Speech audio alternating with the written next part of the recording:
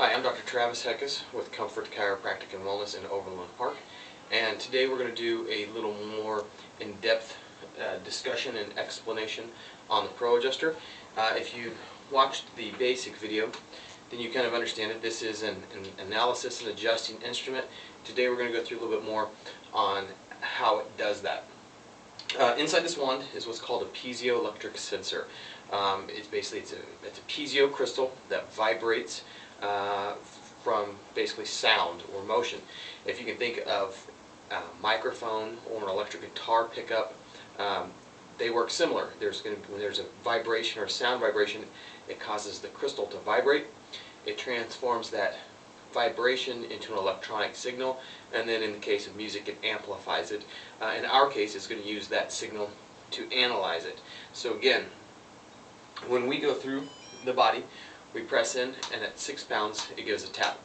The sensor then picks up that vibration of that motion of the vertebrae and transforms it into a waveform. It's hard to see, but on this screen we have what we call a waveform analysis. That's what we look at to determine the different motion or the function of each vertebral joint. What this would be is if we were to go through space, it's actually half of a sine wave, so it's a sound wave going through space. There's 4 parameters that we look for on this curve. There's the height, which is fixation. That's the amount of energy it takes before the joint initially moves. There's where the apex of the curve is, whether it's in the center of the curve, like a bell-shaped curve, whether it's laterally shifted to the left or laterally shifted to the right. That's mobility. We most often see hypomobility in a vertebral segment. There's the smoothness of the curve, which is motoricity. Does the joint glide or does it catch on anything when it moves? And then there's the length of the curve going from corner to corner, which is frequency, kind of a culmination of how is the joint just moving in space. That's one of the tools that we use to determine what we want to adjust. So we would pick an area that we want to adjust.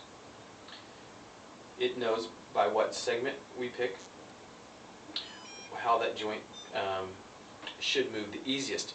So it picks the speed at which it's going to adjust it at. The way it does that is what's called a subharmonic of a resonance frequency. Everything has a vibration that it normally moves at. If you've ever had a semi-truck drive past your house and the window shake, that's because it's matched a resonance frequency and the two things cause the window to move. So we're going to know by what segment we pick, at what speed that joint moves the easiest at, and then again we pick the power and it puts the oscillation in.